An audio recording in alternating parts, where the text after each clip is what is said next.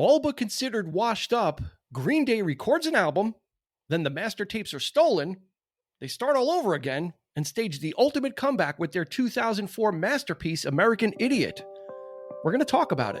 Stay with us. Get ready for the 3324 podcast, where lifelong friends Dean Legiro and Eric Kuber share their love of all things music and movies.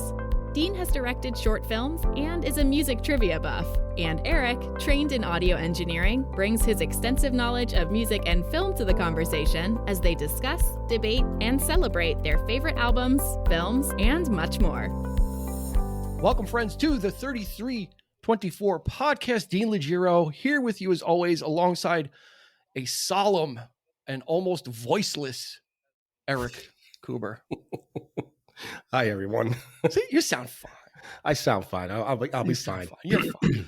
You're fine. And we've got a special guest making her triumphant 87th return to the podcast is Christy Cuomo. Hello, Christy. Hello. Thank you for having me for the 87th time.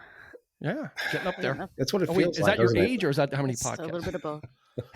A little bit of both. Cool. So we are talking about Green Day, American Idiot in this episode. But before that, you can go check out a whole plethora of episodes. And it's funny, Eric, I was just thinking that I don't think we've ever described on an episode what the podcast name means.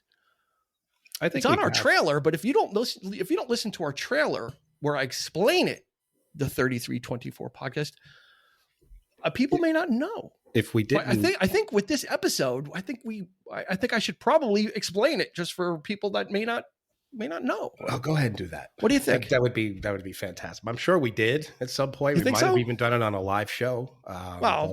If you weren't there for the live show, you missed out on vital information. So everybody should be listening to the episodes. I know anyway, what it means. So shame. Yeah, shame on you if you don't. I know.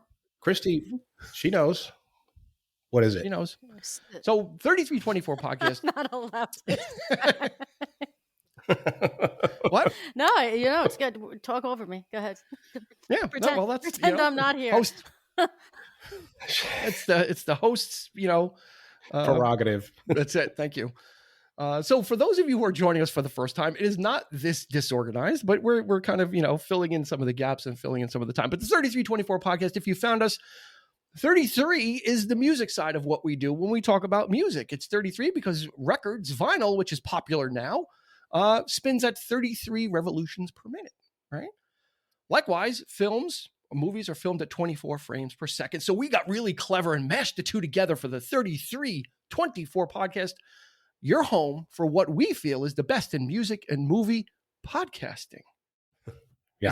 Is that the definition? I got that from Webster's. Is that the right definition? Because I read it right from the dictionary. I think so. Unless you're Peter Jackson and decide to film it at 48 K, which 48K, which he tried to do with The Hobbit, but we won't even talk about that. So. It looked weird. Yeah, it looked very strange. So find us on social media for more useless information that you may or may not care about, but you can find it there on Instagram and Facebook at 3324 podcast. So join us there. We've got a great group of people that hang out and share their love of music and movies. And it's just a fun place. It's your feed. It really looks nice. I think when you're scrolling and you see our logo and you see the stuff that we present, I think it fits in with your social media feed. So if you want to complete your social media feed and really have it really pop when you're scrolling through and people say, oh, wow, what was that? That's the 3324 podcast that I follow.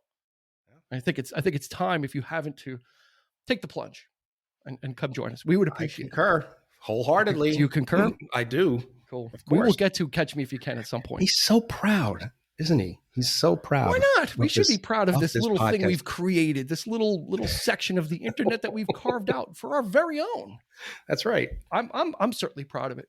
Yeah. And we're proud of each and every one of you that join us. And it's a privilege for us to come into your ears or into your speaker or into your car every week and share our love of music and movies. So that's enough of the plugging and the advertising. Let's get into this. We're talking about Green Day's album, American Idiot. Let's roll the stats like we always do, because it's always about trivia and facts here. So it was released in September of 2004, produced by Rob Cavallo and Green Day in a partnership there. There was 5 singles released from this album, believe it or not.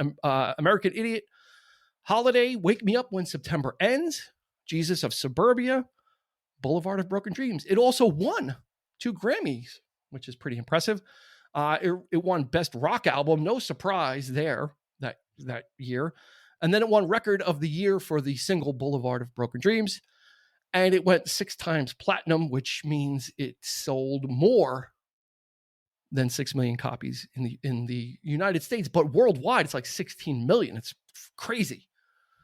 Crazy sick amount of sales. I mean, this album just really kind of really blew the doors off of a lot of what was going on in 2004. Like we've been doing recently, I kind of looked at what music was coming out in 2004, and it was really kind of a transitional period. We actually, Hot Fuss, which is one of the episodes we did recently, was out in 2004. And I think we mentioned American Idiot in contrast to Hot Fuss because, you know, the Killers were like a new band that was coming out, and U2 had to dismantle an atomic bomb was out this year. Kanye West College Dropout was coming out. So in 2004, music was kind of in a state of flux, as it were. It was kind of, you know, the alternative stuff from the 90s was dying on the vine, and that was kind of coming to a close. And I think for the most part at this point, you know, Green Day was almost probably, you could say, kind of dead and buried in, you know, at this point, I think. Yeah. They had the distinction, I think, this year of bringing back something called the rock opera, which hadn't been heard since the heyday of the 60s and 70s, the concept albums in general. But we're talking rock opera, which is, I guess, slightly different than your prog rock type concept album. Of a little more pretentious, perhaps, right? Than a concept album. Let's be honest, right? It's kind of, you're shooting for something a little bit bigger. It's a very specific, you know, when you're talking that you actually create characters, and there's a narrative to it. There's a theme, a recurring theme throughout. Mm-hmm. I think it was the Who that really pretty much put that on the map. And then I think Who? Pete Townsend. No, so, you know, Billy Joe Armstrong, I think he was very much influenced by, and I think it was Warning that didn't do well. The album, was the album before this, right? It was right before American Idiot. Right before American Idiot, and this is the interesting thing about this is there was 2 compilation albums right before it. Yeah, you know, which was very interesting because, you know, it was like one was Shenanigans it was Warnings or Shenanigans, and which was like B-sides, and then before that was like super great, super big hits or something like that. So, or it was a live album or something. They hadn't had a studio album since 2000 and that one hadn't done well. It was kind of like, I think it was the first Green Day album that didn't get certified as like a platinum album or something. It just kind of, which is odd to me because Warning, I feel, had some, you know, it wasn't a completely great effort, but I could already see the potential. They were already starting to do something bigger. You know, the song structure on some of those on that album was, it was already there. I mean, you hear a lot of it on American Idiot, and the fact that it didn't do well, but I think it might have been just the idea of the subject matter, you know, being a post 9/11 world where we were living in, and they struck a nerve, and he decided to basically go there. With, you know, the youth, you know, the angst that everyone was feeling. There's really no age gap here because everyone was feeling the same way. And I think an album like American Idiot really, you know, struck a nerve with everyone. So no matter what age you were, we were all feeling the same thing. Yeah. That's very, and I think that's the reason why they went from playing like smaller venues. You know, they were more or less a pop punk band. They were playing a lot of smaller. I've talked to some people that are big fans of the group that were into Dookie and their very early stuff, and they were still playing places like Janice Landing in St. Pete. And this album comes out, they're playing stadiums. They're like overnight sensation. Catapulted them. Definitely. And Christy, you know, we talk 90s alternative. You know, Green Day is right in there, like Eric said, with Dookie. And them exploding onto the scene and kind of being the standard bearers of like punk pop music, but they fit right in with what was going on at the time in the mid 90s. Yeah, what's funny about Green Day is I was never actually a huge Green Day fan. I liked them. They had a couple of good songs here and there. You know, as I said, on the top 5 alternative, that Pearl Jam was my band, and you know, I pretty much was loyal to them. And then in 2004, like you had said, Dean, we were in a transitional period. Alternative music had kind of started to change a little bit, and I was actually, as a fan of alternative music, feeling just kind of disappointed in so many things that the bands I loved were putting out. And then Green Day comes out with American Idiot, and it knocks me on my ass. And it really made me like really appreciate not only Green Day, but just that music again. And it was like it revitalized, my love for it. And I mean, I at the time I was in 2004, I was a bit of a gym rat, and I had a CD Walkman. For those who don't know what, Oh, what? yeah, it was like a. What? Do you remember? Do you remember? What is Well, that? I also have this little CD have what? this little relic. Which, Oh, there you go. What is that? Wow, look at that. That is the. You're holding up a. This is Is that like an import? This is It looks. for the children. This is a CD case that held the CD that I listened to nonstop. I think the running time was like 53 minutes. So if I replayed like Wake Me Up When September Ends or another song, I'd get the full hour on the treadmill with the album. There you go. And I would just listen Perfect to it Oh, there you go. over Yeah. and over and over again. It was Yeah. and Eric, I agree with you. What's behind the album, why the album came out, which was, and it's not a secret. It's on the internet. It's the Iraq War. It's 9/11, and it's George W. Bush's presidency again, and the impact of the media and this disillusionment with government and with everything going on affected everyone. I think for me and for Armstrong, because I believe we're only like 4 years apart, it really came at such a crucial time. I was 27, 28, and all of a sudden you're not a child anymore, and you really start thinking for yourself, and you really start questioning things, and you really start looking at things Right. a little differently, and maybe your parents' views aren't your views, and this album really just struck such a nerve with me that it was Yeah. impossible not to have it help form the part of the person I was becoming at that time. It was Mhm. really it was just perfect timing. I think. Yeah, and like I said, it was, if we kind of rewind, and you said you were kind of disillusioned with a lot of the artists that you were listening to, because by 2004, that whole 90s alt pop thing was done. It was done. Those bands didn't really, Lit and Eve 6 and all those, Everclear, all those bands did not make the leap, as it were. That kind of stuff kind of died, and honestly, Green Day was a part of that. Before their album in 2007, their last album before that was 1997, which was Nimrod, which had that song, Hope You Had the Time of Your Life. Everyone was using it, and everyone was using it in their graduation things, and you were kind of hearing it, and it's Good Riddance is the actual title of it, but everybody knows it as Time of Your Life. But and that was 97. They disappear for 3 years, and they come back with an album that doesn't do what it's supposed to. So that kind of felt like, okay, it's over, right? Mm-hmm. It's kind of over. They were as big as they were. It seems like they were going to be relegated to the to the 90s junk, heap with Offspring and all those other bands that everybody was kind of digging at the time, and kind of fell in there. But then the interesting thing about this, and the story, I think the story of this album is probably as or more compelling as the actual album itself, is that they were kind of in a in a U2 scenario. We talked about this in Octung Baby, where they were on the verge of, U2 was on the verge of breaking up, and they kind of really weren't coalescing and gelling. And then they kind of decided, like let's get this figured out. Green Day was in the same boat. They're kind of like not getting along with each other.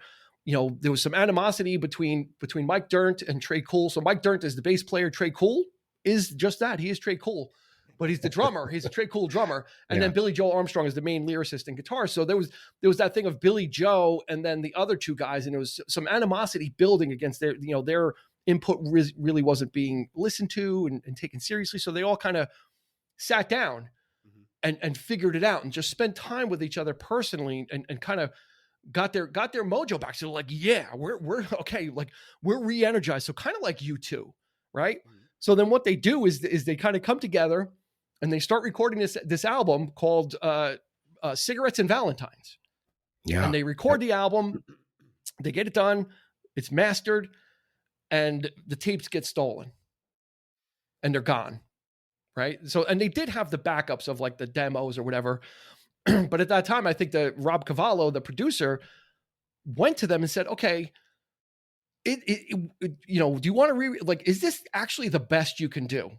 Is this really the best that Green Day can do? And they kind of stopped and thought about that. And even though they were energized, does that maybe you're having fun doing stuff, but does it mean you're putting out your best work?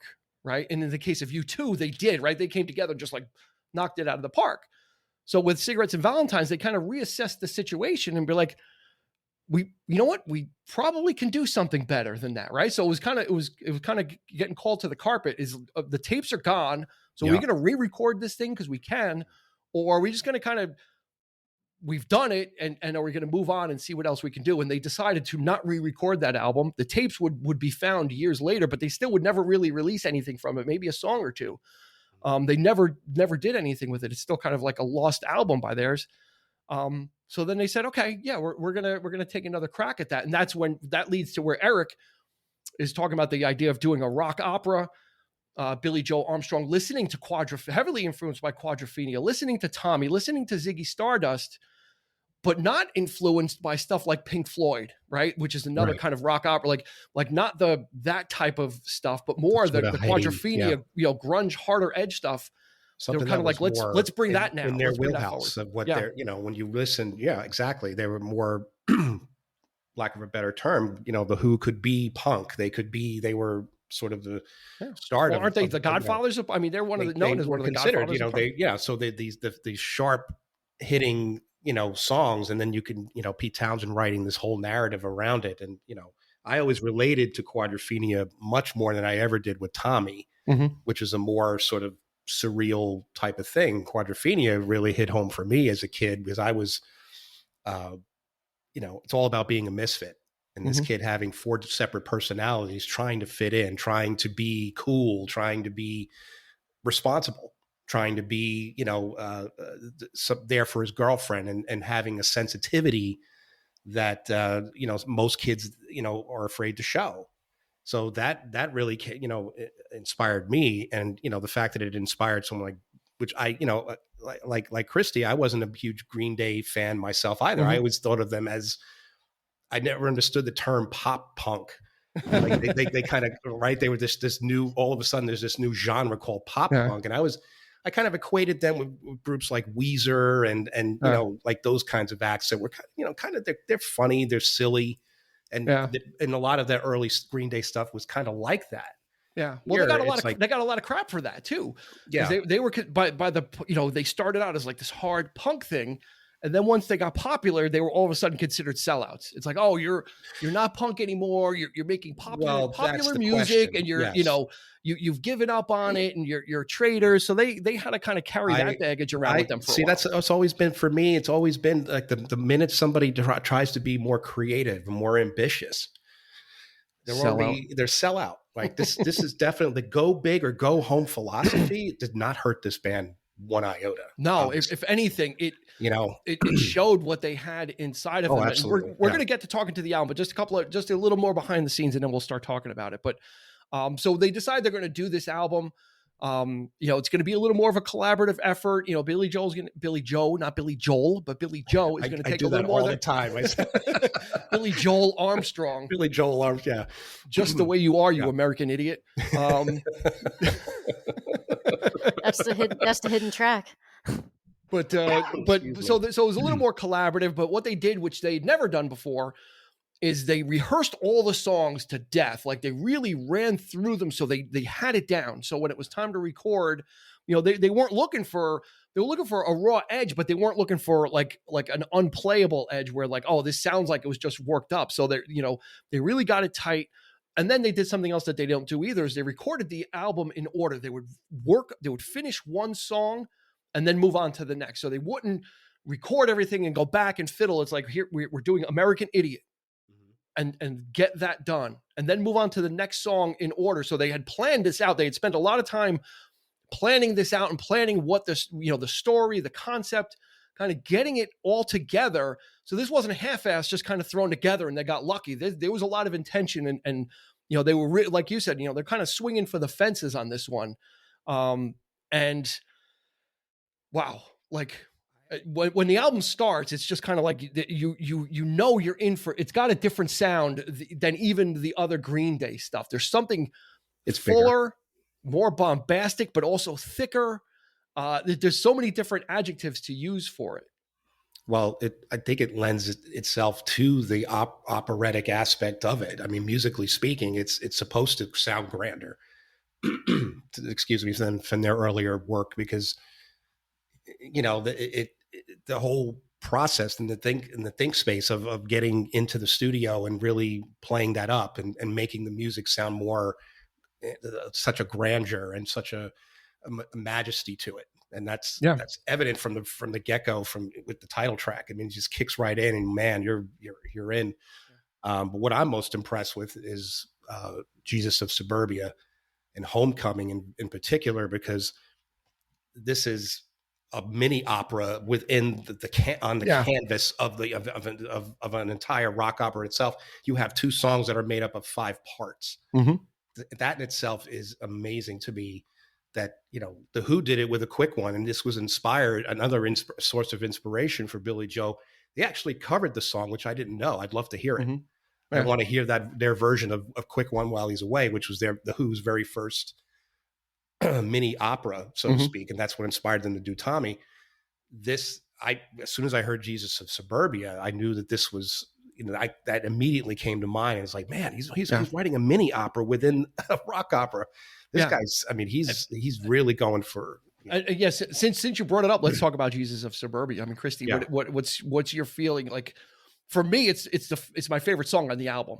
I mean, there's just something about this song that, I can't put my finger on, but when I listen to it, I get so many different things from it. Well, like Eric said, it's to have 5 parts in the song. For me, not being a Quadrophenia, fan or anything, was amazing. Armstrong himself has said it's his favorite song, not only on the track, but that he's Green Day's ever done. Just as an FYI, it's just amazing storytelling within this song. It's probably my favorite track on the album as well. It's the introduction to our anti-hero, to Jesus of Suburbia, the first character we really meet, and it's so visual when you listen to the entire album, but especially the song. You just visualize this human being going through these 5 phases, and it grabs you with just the changing of how the music switches and changes. So it's almost like, I guess if you were in a theater, the lights might change. You have a lighting change or something, but they do it with the music. And so you have these different chords, and that, okay, so I'm now in act 1 of this song, and now I'm in act 2 of this song. And that's not an easy feat. That's hard. No. and how they make those transitions is amazing. There's the one part of that song in the middle where it kind of slows down, in the center of the earth, in a parking lot like that. That sounds like all the young dudes. For me, I'm like, that's like Mott the Hoople. Like that, when it gets into that groove, I'm hearing like Mott the Hoople. I'm hearing like all these different influences, and then it just goes into something else, and so many different tempos. But it could sound like a hot steaming mess. But the way it transitions part of it is the energy with which it's presented too. it understands what it's doing, and it just pushes it in front of you. It's not it's not doing this like, oh, we're not sure if this is something that's going to work. It's like they totally worked these songs out, so they knew like this is what the song was, and by rehearsing it over and over, they got it down. And for a song like that, which is very complex, it's the second longest song. It's like 9 minutes, because it's got those different movements to it. I get chills when I listen to it. I'm sad. I'm happy and sad that it's the second song. I'm happy because I get to listen to it early, but then I'm sad because it's done. Right. And like it's so, but it is so impactful when you hear the way these songs roll off the album. Like as soon as that ends, you get Holiday. Like another like in this album, they just don't stop. And like you almost don't get time to breathe, which is like this exhilarating feeling with music. It's the world building. It's this song. They're building the narrative. So yeah, it just keeps going. Exactly. Like you're introduced to the main character, and it's manic. Even the tone of his voice, the way he sings, and he does it throughout the album. I mean, if you listen, the very last song is he's the calmest he sounds. But when you're listening to Jesus of Suburbia, if you're really into what this narrative is of what's happening to this character, even in this part, it's hard for me not to take a parallel from this album to Fight Club. Yeah, okay. I see Jesus of Suburbia and Saint Jimmy is very similar to Jack and Tyler Durden to me. Mm-hmm. And if you haven't seen Fight Club, the disillusionment and and creating, being so fed up with whoever you are, or disillusioned with what you thought was real.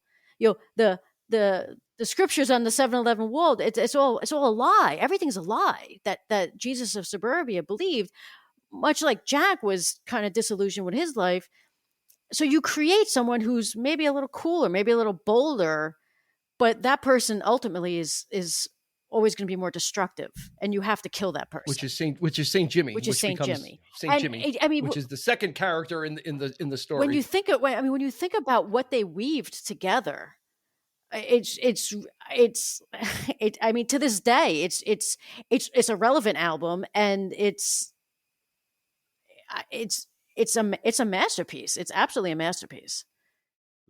Yeah. The thing that like I said, that gets me about it when I listen to it is just how the stuff just kind of rolls off, and it's so in front of you that you don't get time to think about it. Like it's just kind of, the Holiday starts and then that weaves into Boulevard of Broken Dreams, and it does it so effortlessly, that you're kind of tricked into like just like listening to this album, and these things just kind of just roll off, and then Are We the Waiting, which is kind of like more of an anthem song, and kind of a chanting thing, and it's just like so much that goes on with it that you just go for the ride, and that's what I love. And even though it's on vinyl, it's a double album, so it's a pretty, like you said, 53 minutes. It's a long CD, but there's a lot there. Well, it's very rich. Yeah, I think like what you're saying, Dean, but it's intentional, because again, it's I imagine it's what it feels like to be having this mental breakdown. There are no pauses. You just go from one thing right into the next, and it may be more chaos, or it may be a little calmer, because there's a couple of songs that bring us down, but then within it they bring us right back up, and you're on this roller coaster ride, and you don't breathe. You are in it with Jesus of Suburbia and Saint Jimmy and What's Her Name, and you're in for the ride. The whole album. What's her name? What's her name? Yeah, what's her name? Great. Is she married? Is that what is her what's name? Her name? What's her name? Well, that is what the third character. Third character's name. What's her name? What's her name? And she may have married what's his name, but we're not sure. So Saint Jimmy and What's Her Name are opposite sides of the same coin. Saint Jimmy really kind of is like the punk rocker aspect of it, representing the rage of the character, and then What's Her Name is the nemesis who represents really love and something a little more tender. Still the anarchist, still fighting for a cause, but but doing it out of love and Yeah, not compassion destruction, which is and what St. Jimmy Yeah. is. right, exactly. Yeah. So here's the little dirty secret about American Idiot is that they kind of ran out of the story about three quarters of the way through. They're like, we don't know how we need to end this. So they kind of left it ambiguous at the end. They're kind of like, you know what, we're going to kind of finish it and not anything specific to leave the listener to kind of take what they're taking out of it, right? And at the time, like Christy said, at the time, some of these songs were perceived as being very political, but only two of them actually were. Only two songs were actually about the political climate, which is American Idiot and Holiday. But you listen to Wake Me Up When September Ends, and the reason why that one gets thrown in there, because the music video kind of dealt with like a military guy in the army. So people automatically, associated it with 9/11. That. And then when Hurricane Katrina happened, they associated it with that. Like it took on this broader meaning. But what actually was is Billy Joe's father died in 1982 when he was very young. He was 10 in the 10 beginning, years old. like right before September started. So he sheltered himself away, and his mom would come in and he would say, "Wake me up when September ends because I can't deal with this." Which can you imagine as a 10-year-old, to what an incredible line to say as 10 to just to have that. Like his mother must have known at that moment, well, this kid's going to be something. I don't know. In effect, he had already written some of the lyrics. Yeah, he said he had carried that with him for so long.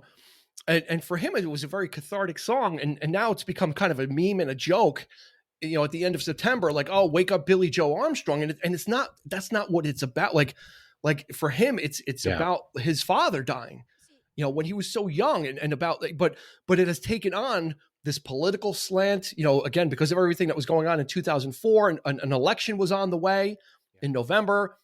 G.W. Bush would go on for a second term, so the country was in turmoil about that. So there were so many other underpinnings of what was going on. Yeah, you could attach it to, I'm sure some people probably attached it to 9/11. Wake me up when September is over. This is like the worst month in American history. Yeah. So there's so many other meanings that you can kind of put into it, especially more so at the time when the album came out, because everybody that was living it at the time had that malaise, that post 9/11 of what is going on in this country, or, what's going on with our political situation. Yeah. There's all that stuff that was there. The trepidation of where are we going? The fear, all of that, the mindset was it's very potent. And I really think that's what the album's really about. It's just what the state of mind of not just the youth of America, but everyone. Yeah, we were, like I said before, and just, but it made us all collectively, we all aged, I think. I think no matter how old you were, you aged. I think. Well, you lost some innocence is what happened. Exactly. It was, there was some innocence lost, and this album kind of. And for our generations, yours and mine, we didn't have the Vietnam War. We didn't have these really big moments where we lost our innocence. And with 9/11 was kind of, I think for all of us, especially, our probably our generations of a wake up of like, we're not immune. We're not immune to these things. And I agree with Eric. It's this album it's about a culture war, and what the media was then. I mean, now look at it. As bad as we thought it was in 2004. Well, it's funny to me. The American Idiot is almost like fighting fire with fire. They're rallying against the media of the time, and yet they made their biggest media pushed album in the sense of where it was, the music videos, and then it became a Broadway musical. But you and do, it's fight like it's fire almost, with fire. You're right. I mean, that's exactly, what you do. It's exactly. It was like the ultimate slap in the face. Like we're shoving it back in their face. And who would have thunk? Like who would have thunk that it would have been Green Day that would have been able to make this statement, like that would come out of the ashes of their career. And in 2004 kind of released this statement. I remember when the album came out and the American Idiot video was being played on MTV still, and it's kind of like, oh, okay, there's a new song from them and it kind of has the Green Day sound to it.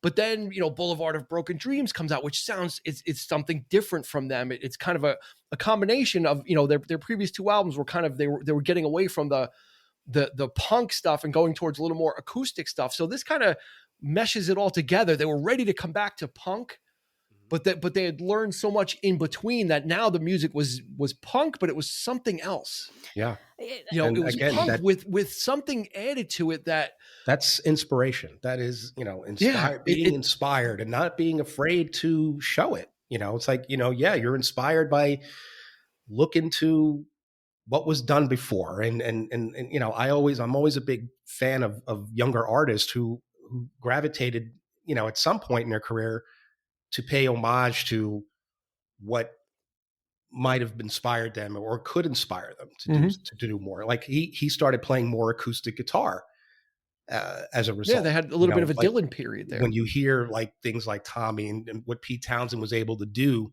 and play a sort of a punk type song on acoustic guitar, and Billy Joe was most definitely inspired by that. And as a result, you hear a lot of acoustic guitar on the follow-up album.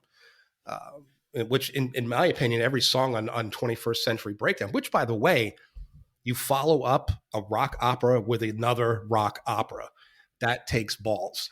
There's just, you've got to be like, holy shit, I can't believe you're actually doing this. And it's so brilliant. I like it just as much because the songs reflect that inspiration musically to me. You do hear other artists a lot more. The Doors, you hear there were other bands of the period that they were channeling, the Kinks and things like that, and these little musical, and they were trying all kinds of different things, and there's nothing wrong with that. That's not being pretentious. That is not being. It's being creative, and music should be that way. It should be a collaborative thing, and more and bigger than what what you think I'm unique. Most bands who think they're unique and they don't need anything else, they don't last. They're gone like the next day. They're just like, they implode. Yeah. So I always admired artists who take what was done and make it their own, of course, and carry, but also carry that torch and make it and keep it alive. Yeah. And I think usually one of the hallmarks of punk or grunge is kind of like that nasty, kind of dirty, underproduced sound. And this doesn't have that. It's got like and sometimes it's got really crisp, like the drums have a really nice snap to them, but then the guitar is just really like overdubbed and like thick, and it's really kind of nice to listen to just from the musical standpoint. Diehard punk fans were going to tell you Green Day is not a punk band. They're after this, they're like, they're not going to say, they're not punk. What are you talking about? They're, these are Sex Pistols and, whatever, Plasmatics and, all that raw shit that was, whatever, but there, there's an audience for that. There's nothing wrong, with that, but it's just, I'd like a more, a focus to something. Yeah. You're telling a story here. You're relating to that, and then, man, he's just so prolific in his songwriting, and he wrote 40 songs to follow up. They go on this major tour with American Idiot. There's a few years later, a Broadway musical is spawned from it. The next project he does, he writes 40 songs. And I don't know if all, obviously not all 40 made it, but the fact that he was so prolific in his songwriting, that energy was there. I mean, he was so inspired to do so much more. Yeah. Dean, before we get off of Wake Me When September Ends, I've actually never heard any of the jokes about it. The song is always meant to me what it means to him. And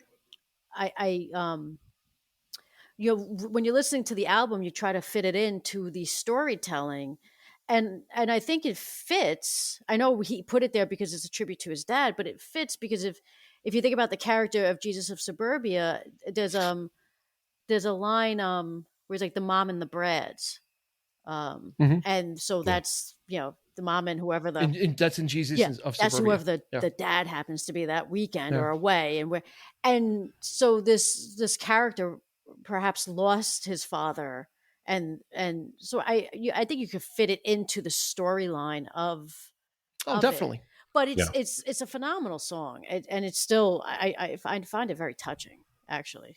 Yeah. It really is. And I'm mortified that people like make fun of him for it. people misunderstand it. Yeah, they don't they realize what it is. So it's become a meme unto itself. Yeah, Of, look, and Billy Joe of that. himself has said, like, it's like, I wish people would just get a life. Yeah, just look, kinda That was stop. a direct quote. I And mean, just stop with these stupid memes. And fans of that know the deal. Every time Probably- September yeah. comes, they say, please do not stop with the memes. Don't even you go take there. offense to it. It's because it is. It's not what the song. It is offensive. I mean, Right. losing a parent at any age is hard. Imagine a 10-year-old. I mean, that's to this day. I mean, that September's a tough month for him. yeah. He's always gonna think about it. I mean, so 82, you said, Dean. So that's 30 years. Yeah. He's Yeah. 30 So years this year. So hopefully people. Try 40. 40. Well, yeah, I'm not good. 40 years. Math is not You my lost a decade there somewhere. Trying to help. Slipped right through. Trying to So help out. yeah, it's just one of those things. And then you've got something like Boulevard of Broken Dreams. Again, he had gone to New York City and was kind of hanging out in New York and kind of collecting his thoughts and coming up with some more music ideas and walking the streets. And that's where that kind of came from, walking the streets at night. And again, all these personal experiences he transfused into the story. Yeah. It doesn't mean that everything has to equate with something he did personally, but those personal experiences are helping to shape the stories. Like, okay, well, here's my experience in New York. How's this going to, how can we fit this into the storyline? And that's really brilliant of not just, I'm going to write a story, so everything's going to be kind of removed and I'm going to write it as a story. He's taking the personal experiences that he had and then adapting it to the characters in the story. Oh, this can fit here. And this will help illustrate this aspect of this, where they're at in the album for the story. So I think that's really brilliant as well. Yeah. He's is fusing the two. He's going to draw parallels from his real life. And because that's what every artist does. It doesn't mean that's, he's, he actually is somewhat close to Jesus, of suburbia. If you think about it, in St. Jimmy, he's dealt with his fair share of issues. He dealt with, he was in rehab. He admittedly was, dealt with alcohol and pill abuse and all of these. So he definitely does run some parallels. But when we get back to Boulevard of Broken Dreams, like one of the lines is like, I walk alone, my shadow's the only thing that walks with me, that's a lonely guy. Yeah. That's someone who just feels like my shallow heart's the only thing that's beating. Yeah, like that's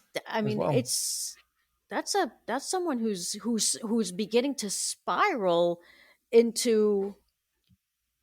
I mean, and I don't. At this point, we haven't met St. Jimmy yet. But this is like we are going down this rabbit hole of with him at this moment where we're like, whoa. Yeah. Mm-hmm. Yeah. 2 songs later, we get St. Jimmy, and that character gets introduced. And you just got, you get to spend time with this, with all these characters in this story, which was just, just like so brilliant. I really, at the time, the impact, the great thing about this album is when it came out, the impact was felt. So this wasn't kind of brushed to the side. And then later on, people like, oh my God, like, what did we miss? Out of the gate, the impact of this album when it came out was felt throughout the music. I remember everyone was just like, American Idiot was like everything. It was like the statement, of the times where other artists really weren't making that. U2 was just making music and everyone was doing this. And then this album just comes out with, an angle and just something totally different that I don't think people were ready for as well. I think it was something that people needed. I just don't think they were ready for it or expecting that a group was going to come out and address a lot of these things, the malaise of just general society and the oversaturation of the media and how we kind of drone in on that stuff and just kind of, are passive participants in it and just kind of going through our lives. And that's what a lot of these songs deal with, is just kind of this guy leaving suburbia and going into the city, just kind of leaving all the dullness behind for something different. And like Eric, you said it in the beginning, I think anybody at any age can kind of listen to this and relate. Yeah. Even if it doesn't relate to you now, you can kind of relate to other points in your life. I think this connects really strongly. Yeah. No doubt. The only other album for me, I think the only other person really commenting on the events of 9/11 was Bruce Springsteen. And that was an album that I greatly admired, which was The Rising, because he, basically told every song on that album was a different perspective of the event, told from the point of view of the housewife that lost her husband, in the buildings, or even from the perspective of the terrorists, which took a lot of gall. Yeah. But as far as I know, that was really the only other person who even dared to even address this. I'm sure there were others, but this is the only thing that came to mind for me. But the American Idiot, there's no doubt. I mean, but I also think there's a sense of time passing within the story as well, because by the end of the album, he's basically, I guess the character is back in suburbia. I think it ends there. He actually goes home. So, which is kind of odd, and it's also kind of bittersweet, but it also reflects how we are, as we could be in the moment and be so like angry, but then we get on with our lives, and we return to the, to the, I wouldn't say normalcy, but to a life that needs to be lived, or, we have responsibilities. And it doesn't mean that you're not enlightened by everything that you've done. It doesn't mean you return as the same person, right? You return a little different, maybe a little more jaded, or maybe a little more enlightened, or, but or better. You come back, back, but you come back different. And I think that's the point ambiguity of that. to it. So you don't exactly know where he is in that light, as he goes home. We don't know what's become of the character in terms of, is he going to live a better life, or is he going to just be, is he still affected by it? They kind of leave you hanging there. So they leave it up it's interesting for interpretation, but it's exactly. I think that he leaves because he's, again, the disillusionment of it all, and who he thought were his friends weren't his friends, and everything he thought he was, and what he represented and what his world represented was to him now a lie. So he goes out into the world, and he just spirals out of control, and then he goes into drugs and this and that, meets what's her name. But when he comes home, there's we're an odd species. We sometimes we find just comfort in the familiarity of things, even if it's not what's best for us. And so I don't know if that's what he does, like if he goes home just because it's familiar, or if he goes home because he's enlightened and now he can process what's going on there, where he always felt victimized. But it's no matter how you want to look at it, it's pretty deep. I mean, to go back and start your life again from the place you just wanted to flee. I don't know what it says about the character, but again, it's up for interpretation. But that's why they left it ambiguous, so you can get what whatever you need from it, which is very interesting. Now you said there was obviously a Broadway play about it. There was actually supposed to be a movie, which was in development for a long time, and then it went into what's called development hell, where it gets tossed around and passed around, and directors and studios and HBO was eventually supposed to do something with it, and then at some point, I think as late as 2020, Billy Joe said, it's pretty much dead in the water. Like it's that's not going to come to fruition. So, and maybe it's better that way. Maybe it's better where, this was captured at the time, very in the moment. This needed to, it was captured when it was happening in real time. This isn't a retrospective of, I'm going to make an album now about events, because you have either the benefit or the disadvantage of hindsight. And at the time, this is a document of where, a moment in time of where society was, at least American society was feeling, captured in real time. And no one, I don't think anybody disagreed with I don't think anybody said, no, this, this is not it. Everyone kind of, even critics, felt like, this is a true statement of what was going on at the time and how people felt. And I don't think you could capture that by looking back, because you're going to have a little bit of a spin or some jaded feelings on it in your own perspective. Well, I would have thought, because in 2016 this album had a resurgence with Trump running. Billy Joe Armstrong was very vocal about where he stood politically, and I would have thought that actually, with everything going on in our country right now politically, and how divided we are, that they would revisit putting this film out. Because maybe it's something that a handful of us need, in terms of just helping us cope with it all, and just feeling some united part of something. But I don't know. I would disagree. I think it's. I think that this album had just became very, very relevant, again, in the past few years. Mm-hmm. Yeah, I agree. Yeah, I can see that. Yep. Yeah, and it's an epic. It's an epic masterpiece. I mean, that's what this is. If you've never listened to this album, it's kind of like, I'm almost jealous, because you're going to get to experience it if you haven't, and it is one of those ones you can't do it piecemeal. You can't kind of like, I'll listen to a song or two. This one, you got like, it's a steamroller. When you put it on, it's coming for you. And I mean that in a good way. It's just like that. That's the way it feels. Like the bombast of this album kind of just, it's like an assault on, it's like an auditory assault in a good way, meaning the music sounds great. It's well produced.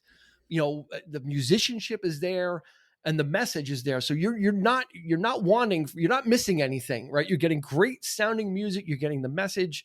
You're not trading any one thing for something else. And it goes which is quick. Really what I enjoy about this. It doesn't feel like a 53-minute album at all. It goes, it goes super quick, but I agree with you. You don't just pick a song here. If you listen from start to finish, can't do it. Mm-hmm. Can't do it. So Eric, just couple things. Mm. What does a punk rock band do after Green Day? And you're like, oh, in 2009, they put in an album. Well, I'm going to have to correct you on that, because in 2007, a group called the Foxborough Hot Tubs put out an album. And the Foxborough Hot Tubs are actually Green Day with a couple of other members. So they did the most punk rock thing a punk band could do, is they went undercover and released an album called Foxborough Hot Tubs, which I think was inspired by Frank Sinatra. Totally forgot. And released an album of just really hard, like went back to the punk roots with all the members of Green Day and 2 or 3 other members. And they released that album. And then that was 2007. Then they would go back in Green Day mode. Now, here's the thing. You said you listened to 21st Century Breakdown. I did. Okay. Yeah. We cannot end this episode without an ELO reference. It's coming. And I'm the only one that can connect it. I'm the only one that can do it. In the world? Yes. No, there are others like me, but very few. Can they do better Jack Nicholson impressions? Maybe. So do you listen? You remember the song 21 Guns? That was like the single release off that. Yeah. Okay. Yeah. Much has been made about the chorus of that song, that it is a direct ripoff of the chorus of Telephone Line from the album A New World Record. So Eric, I'm going to ask you to go back when we're done, listen to 21 Guns, and then I know what you're saying. You will hear. Yeah. Well, like I said, I mean, there is Electric Light Orchestra. Well, it's like I said, there are many different groups. Who would have thunk? Who would have thunk? But there are many different inspired, like they were taking little musical cues from a lot of different bands on Jeff that record. Lynne knows and no I love bounds. that. Yeah. That's it. He knows no bounds. So then, are we in agreement that Jesus of Suburbia is the thing? Is it, even though it's not in the middle of the album, I think it's the centerpiece of the album. I think it anchors this whole record. It catapults us into where we're going. Yeah. Where we're going, and then Homecoming does, brings us home. I mean, but again, that multi-part thing, it's just, how do you, who would have think to just do that within the framework of an entire album being, but then again, you think of songs like Wake Me Up When September Ends, which could basically stand out.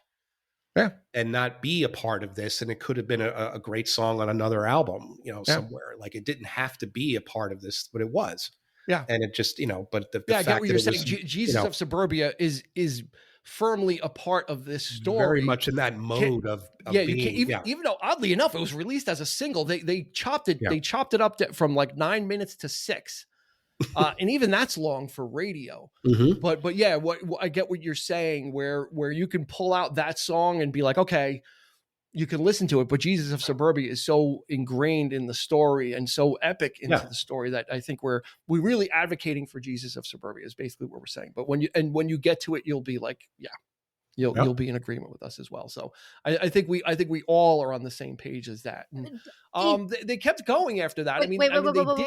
Dean, just touch on something you said before, where you were jealous of someone listening to this album for the first time. Yes, to experience it. Again, the parallel to Fight Club. It's like you only get to see Fight Club the first time once. Yeah. And I hate to keep drawing the parallel, but it really does. I mean, I'm sure, like Eric said, he might have drawn some, not that we know but some inspiration from it, because there are a lot of parallels to these characters. I mean, Marla could be what's her name. She is also very much like what's her name. She's an anarchist. She's. Yeah. I think we've got a fan theory developing. Oh my God, that Fight Club was the inspiration for. Yeah, I love it. I would like a little credit for Billy Joe Armstrong. And oddly enough, if Billy Joe Armstrong happens to listen to the 3324 podcast, maybe a friend tells him. I'm not going to say anything more about Fight Club, except it does require, in my case, multiple viewings. I mean, the first time, you never forget the first time you've seen it. I think you get more. I think you don't forget your first time, but I think it stands up to multiple viewings. No, I've seen it 100 times. No, it's better if you watch it multiple times. It gets better because you get more out of it. Yeah, the first time you watch it, you only get to have that first time. It's the same thing with this album. Mm-hmm. It's the same thing with Usual Suspects, but I don't see the parallels between Usual Suspects. Well, getting back to what Dean said about, my son is 16. He just turned 16, and he's a big Green Day fan now. Oh, really? And American Idiot, my son Jacob. So he is very much into the album himself. I said, so what are your thoughts about it? And he's like, well, I really like it, but he's also really starting to enjoy history. Mm-hmm. And he's, he really, school to him, this high school for him, it was great this year because he actually liked his teachers and he learned a lot in history, and he really got into the whole political thing. Like he's, really up on the politics. And I was like, it's great that you have an album now that you can, get into at this point and experience that for, he's like, yeah, it's really, but I really like the bass and the drums. I'm like, well, there you go. Mike, you got to give Mike Dirnt and Trey Cool some, they're a part of it. You got to give them some credit too. And like I said, Trey Cool's drumming on this is for a punk drummer, it's usually very straightforward punk drumming. It's kind of like grunge. It's kind of like, it's supposed to be like in your face. It's supposed to be fast, and quick and dirty. Yeah, it's a little more. I'll use one of Eric's terms. It's a little more sublime on this album, even though it's bombastic and big. There's something there. There's something. It's not just they're a phenomenal the songs section, are fast. No doubt. It's just kind of and that's what makes it so great. Is like I said, it's the whole package. Even Billy Joe's piece. It's just Billy Joe's playing is very rhythmic. That sense of rhythm is always, especially in the punk scene. There is no lead. There's no guitar solos. It's just and overdubbing. I mean, the same three chords. Whatever. But it's just but it's always that rhythm. The overdubbed guitars as well, right? You don't really get that in punk. It's usually we'll plug in guitar, bass, drums, and you're getting just this wall, almost this wall of sound behind them that you can really enjoy listening to. So, I think. What do you think? We advocated? I think we did. But Christy, you think we're going to do Fight Club at some point? I think we're going to do Fight Club. Absolutely. Well, since you're talking about fan theory, since Christy brought this up, I can't let it pass. Is this another Jeff Lynne thing? Jesus No, for the anniversary of the movie The Rock. You got to hit the bell. She said it. She said the name. See, that's what you get, For Christy. the anniversary of the movie The Rock just passed, and we had posted on our page that there's a fan theory that The Rock is actually a continuation of James Bond I saw that movies. today, And the person that did it came up with the timeline matching up the final James Bond films of where he was in America and how he could have been captured and this, that, and the other thing. So Christy's continuing with the fan theories. Let us know what your opinion is of American Idiot. Of course, we'll have a post on Instagram and Facebook promoting the episode, and hopefully you're listening to it and you saw it there. So let us know what your feelings are. Is it as great as we say it is, or are we overblowing this thing to epic proportions that it's not? So let us know how you feel about it. Like I said, you can get us on 3324 Podcast on Instagram and Facebook. Check us out there, won't you? We look forward to seeing you. That's going to do it. So for Christy, thank you for joining us. Thank you for having me. Always a pleasure. You're welcome. And for Eric, who his voice seemed to have held up quite fine during this episode. We were afraid he was going to lose it, but he made it through down those cough drops and drinking my ginger tea here. So I thought it was beer. That's ginger tea. I thought it was bourbon. Mm-hmm. That's the cure-all, is bourbon. That's where you tea. get the Scotch voice from, like Al Pacino and Glengarry Glen Ross. So for Christy and for Eric, this has been Dean, and we will see you on the flip side. You've been listening to the 3324 podcast with Dean Legiro and Eric Kuber. You can find us on your favorite podcast provider, so please like, subscribe, and rate to become a part of the 3324 family. Your feedback is important, so make sure to follow us on Instagram and Facebook at 3324 podcast and on Twitter at 3324p to join the conversation.